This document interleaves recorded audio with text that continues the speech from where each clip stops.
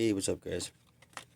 This is the Ozark Trail 7.5-inch folding knife. I've had it for about a week. Saw a lot of good things about it on the internet, so figured I'd check it out. Really quick deployment.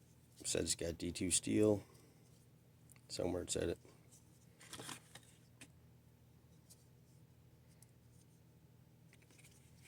D2 high carbon steel. I'm right-handed, but works pretty good. Drop close.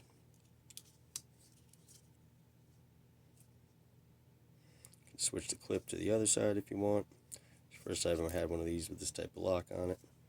I like how it kind of falls into place.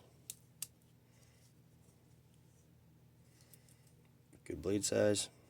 Not too big. Not ridiculous. I'd say it's pretty good. $10 buy, I'd go for it. Have a good night.